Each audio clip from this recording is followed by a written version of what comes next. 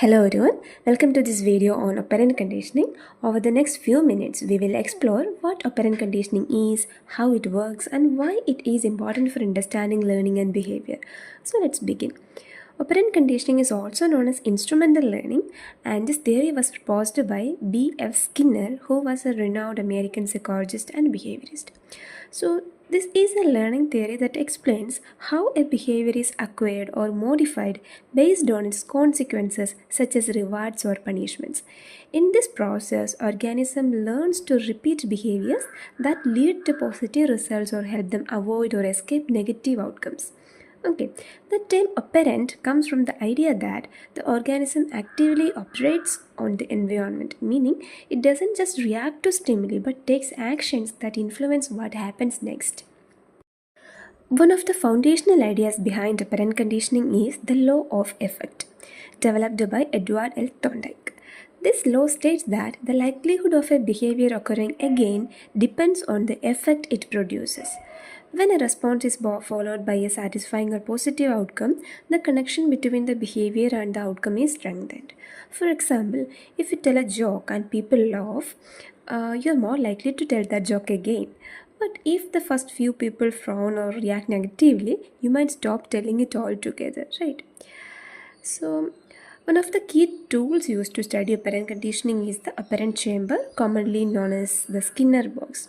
This is a small controlled enclosure where an animal can perform a specific behavior that is recorded by researchers while the consequences of that behavior are carefully managed. For example, in Skinner boxes designed for rats, the main behavior is pressing a lever on one wall. In boxes made for pigeons, the designated response is pecking a small disc mounted on the side. So these setups allow scientists to precisely study how behaviors increase or decrease depending on their consequences. So here you can see the inside of a Skinner box where an animal interacts with the environment. For example, a rat pressing a lever or a pigeon picking a disc. The box contains a lever, a food dispenser, and often a floor made of metal bars that can deliver a mild electric shock. At first, the rat explores the box without knowing what will happen. Eventually, it presses the lever by chance and receives a food pellet. So, after several repetitions, the rat learns that pressing the lever results in getting food. So, it starts pressing the lever more often. It starts to do it again and again. In this way, the rat's behavior changes based on the outcome it experiences. The box can also be used to reduce certain behaviors. For example, if stepping on a particular area of the floor results in small electric shock, the rat quickly learns to avoid that area.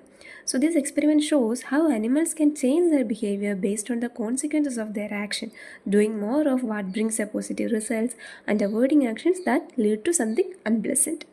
So next to it is a cumulative recorder, a device used to track the rate of responses over time. A rapid response rate shows up as a steep slope on the recorder's graph, indicating frequent behavior. In contrast, a slow response rate produces a shallow slope, reflecting fewer responses over the same period. So this method helps researchers measure how often an animal performs a behavior under different conditions. Okay, now we are going to understand some terms in this theory. First one is reinforcer or reinforcement. Procedures that strengthen a behavior are called reinforcement. Reinforcement involves either applying or removing a stimulus to increase the likelihood that a specific behavior will happen.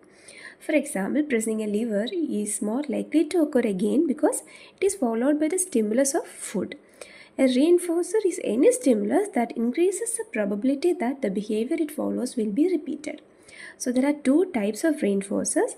A primary reinforcer satisfies a basic biological need and works naturally without any prior learning. For example, food for a hungry person, warmth for someone who is cold, or relief from pain. These all are primary reinforcers.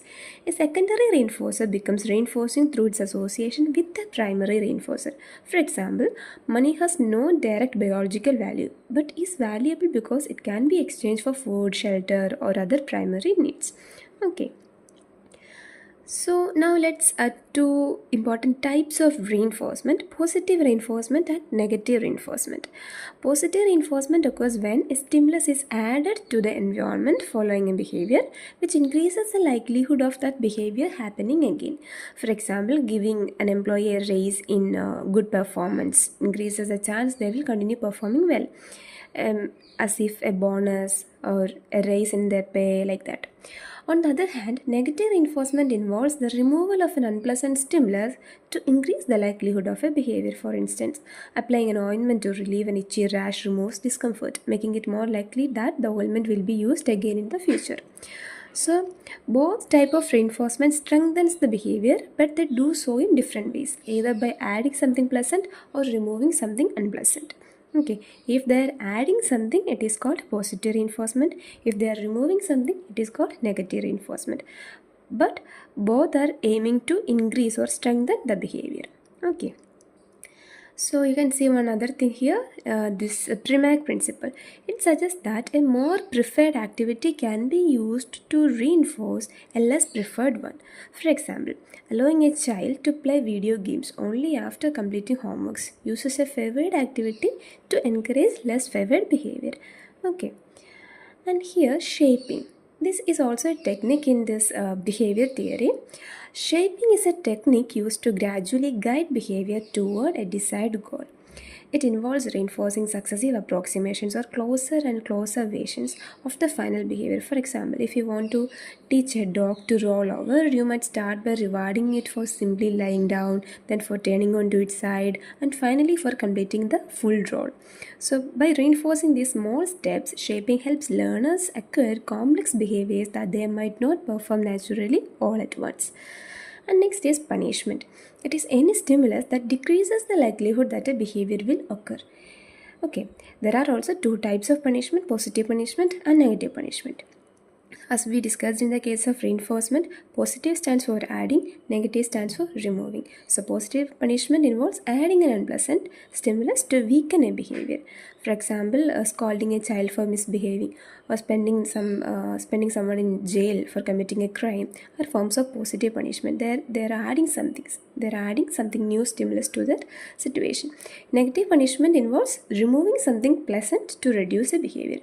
For instance, when a teenager loses the privilege to use the family car because of poor grades, or when an employee is demoted with a pay cut after a poor job evaluation. These are examples of negative punishment. But the purpose of punishment is to weaken or reduce that behavior. Okay. Both types of punishment aims to decrease unwanted behaviors, but they do so either by adding an unpleasant consequence or taking away a valued privilege. Then there is a little more details about this. Schedules of reinforcement. Schedules of reinforcement refers to different patterns in how often and when reinforcement is given following a desired behavior. A continuous reinforcement schedule means that the behavior is reinforced every time it occurs. This schedule is useful when teaching a new behavior because it helps the behavior to be learned quickly. In contrast, a partial or intermittent reinforcement schedule means that the behavior is reinforced only some of the time, not every time it occurs. This schedule helps maintain behavior over the long term and makes it more resistant to extinction. So here are two examples that show how different reinforcement schedules work in real life. On the left, we see a bonus given regularly for good work. This is like a continuous reinforcement where the reward happens every time the desired behavior occurs. On the right, gambling illustrates a partial reinforcement schedule because rewards come unpredictably and only sometimes. This type of schedule can make the behavior very persistent even when the rewards are infrequent. So this is why gambling can be so addictive. The uncertainty keeps people engaged.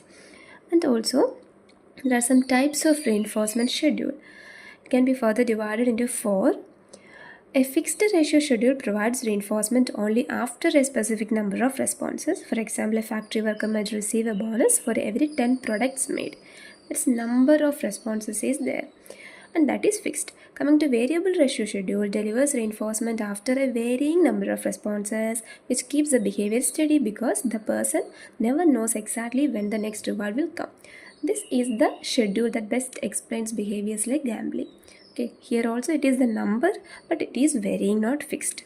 Coming to fixed interval schedule gives a reinforcement for the first response after a fixed amount of time has passed.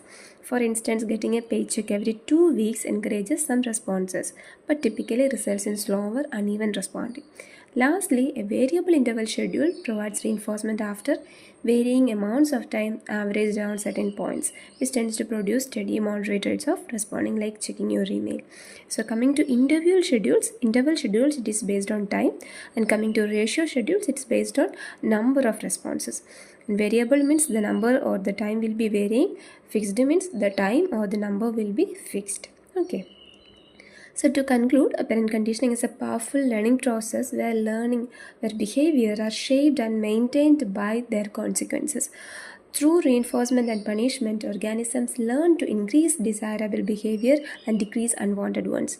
Understanding the principles and schedules of operant conditioning helps us better explain how behavior works in both animals and humans. Thank you for watching this presentation. If you have any questions or want to learn more, feel free to reach out. Thank you.